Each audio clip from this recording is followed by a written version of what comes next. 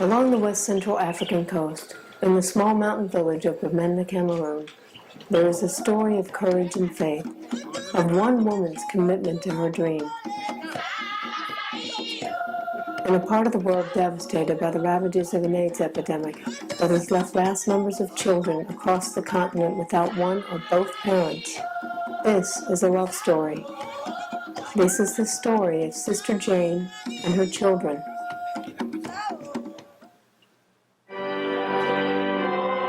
I first learned of Sister Jane at the Church of the Redeemer in Morristown, New Jersey, where I attend services.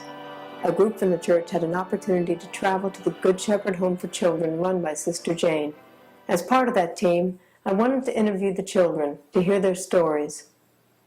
But as we traveled halfway around the world, it would become clear to me that it was Sister Jane's story that I most wanted to hear. Come with me now as I meet the woman whose journey of faith has inspired this film. After arriving at the airport in Douala, Cameroon, the 7 of us and Sister Jane were packed into her convent van for a 7-hour ride across short stretches of asphalt and long stretches of packed dirt. Our driver, Emmanuel, deftly maneuvered the aging van swiftly through the busy streets and then side to side across the road to avoid being done in by the large gaping holes in the road.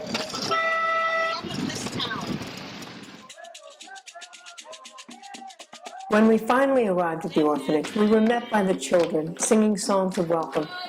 But it was their smiles, beautiful smiles, that touched our hearts. This was a thriving home. I wanted to know how it all began.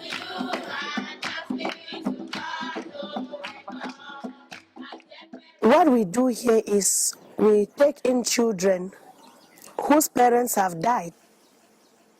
The orphanage has been around for 3 years,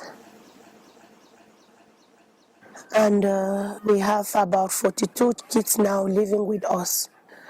When I had this dream of starting this orphanage, I had no way to just to begin. And the Lord inspired me and provided a Roman Catholic priest who came and listened to my story. And the advice he gave me was, it's a good thing, but how are you going to start it? You need to travel, you need to go out of this Cameroon, so that on your return you can do what you desire to do.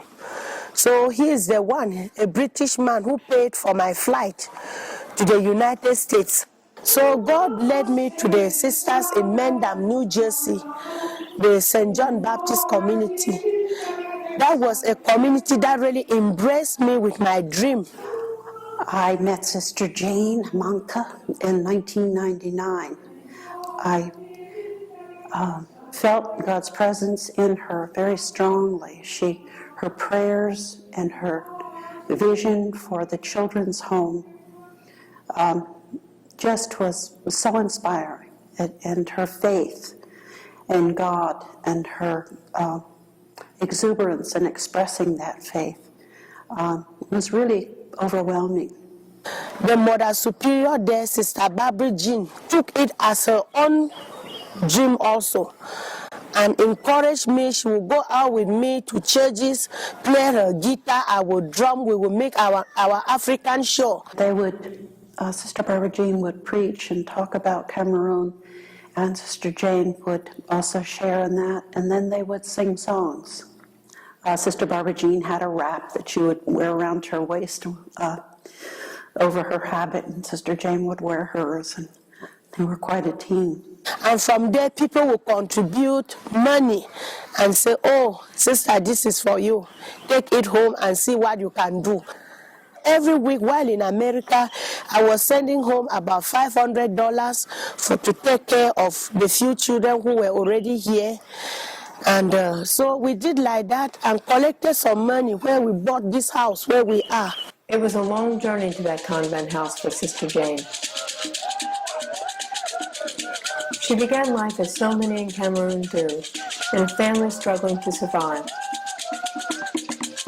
The oldest of 8 children, she took us to see the home where she grew up.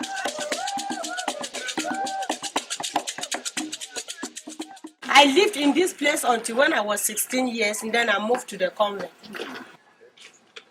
There was no running water or electricity, but there was a strong sense of family and community.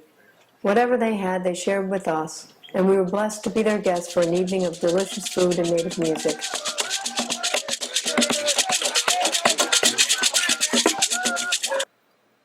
Sister Jane has come very far since those days.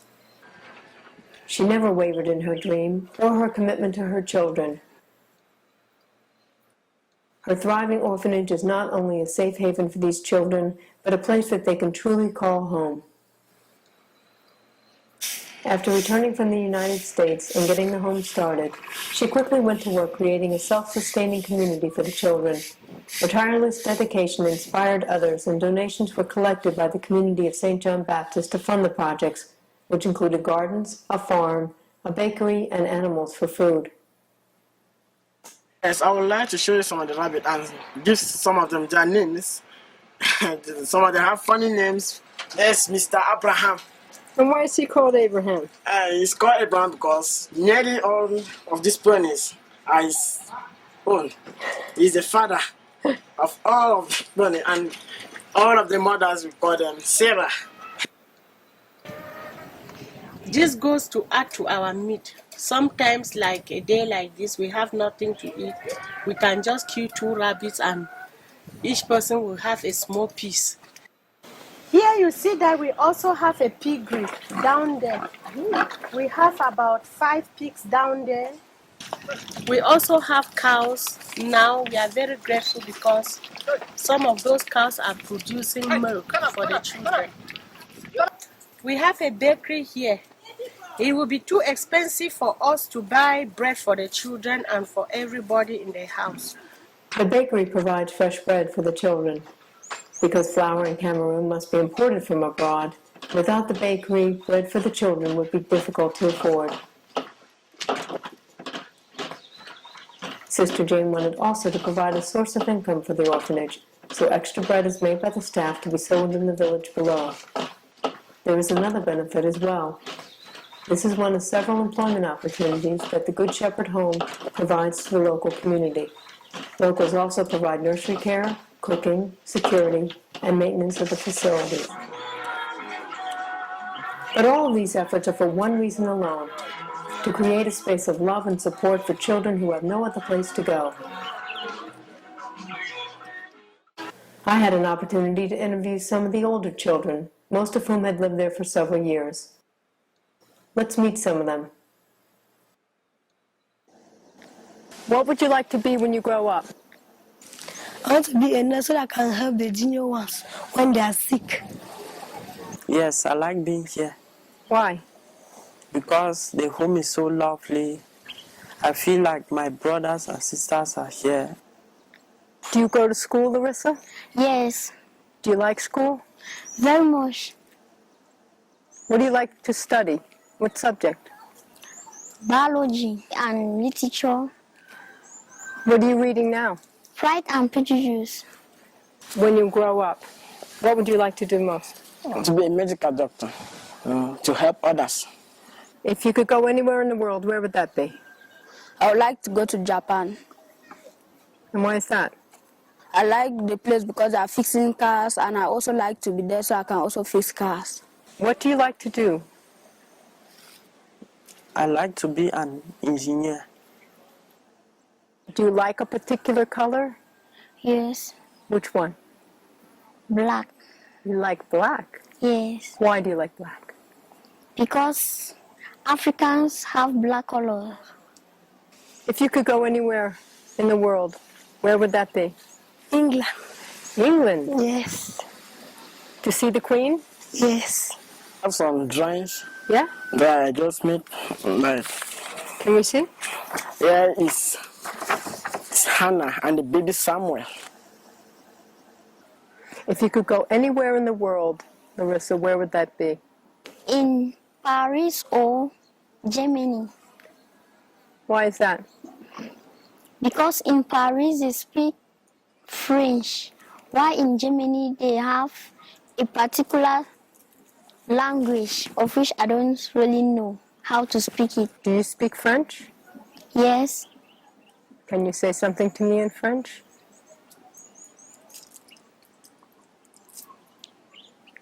je t'aime.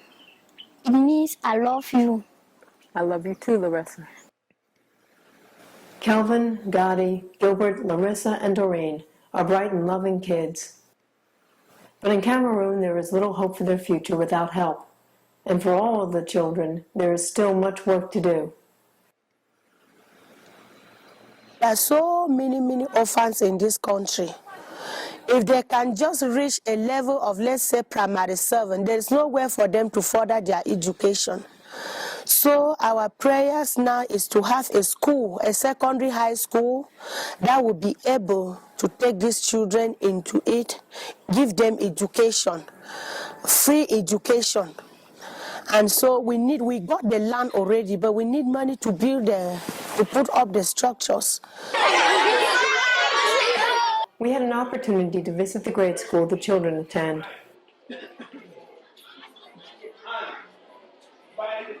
This will take them up to the level of 8th grade, but then they have no other place to go.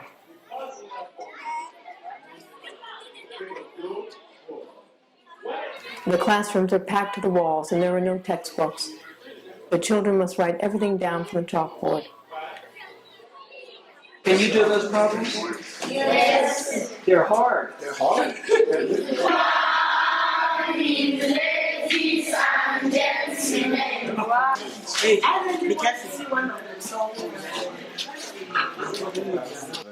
Who will come to the school? That you say 1,000 children. Where would they come from? The orphans will be there. Okay. And those living around will equally. To expand, to build, to provide for the children, the most important thing to have is clean water. Lawrence, a civil engineer who volunteers at the home, took us up the mountain to the current cistern that supplies their water. Cameroon has a dry season that lasts from October to March, and this cistern does not hold enough water to care for the orphanage and provides no sanitation. As if to underscore this dire circumstance, the water ran out on our last day there, and the children had to cart the water on their heads up the hill until the rainy season began more than 6 weeks later. So we now took 35 liters of water. Lawrence showed us the plans for the new facility he is building with funding from the church. It will support 1,000 people, even through the entire dry season, allowing the school and other expansion projects to succeed. The new water system also features sand filtration to clean the water, and Sister Jane is adding spigots for the local village, sharing the water with everyone. From the existing tank. My Lord, oh, you are wonderful. You made it possible for us to be here. Remember Larissa? She is so very happy to be at the home. At the time of this interview, she was unaware that she had recently been discovered to be HIV positive and would need to be moved to provide for her care. Sister Jane is now working to build an AIDS hospice for the care and nurturing of children with HIV/AIDS. You made it possible for us to be here. My Lord, oh, you are wonderful. You made it possible for us to be here. Thank you. Sister Jane's story rings out a message to us all, that we can all make a difference, that you do not have to be rich to enrich the lives of others. Everyone, young and old, rich and poor, educated and not, we can all make a difference. But perhaps Gilbert, our future doctor, said it best when I asked him what he would say to people watching if he had a chance. What I can say today is just working in hand, helping each other. You see someone in need, you help him. We work together. When they do, many hands do light work. So I pray that God should make them to be one. Should not be scattered. That's what I can say to them. And to the little children, they should not be stubborn to their parents. They should listen to the advice of their parents. That's what I can say to the children. Yeah.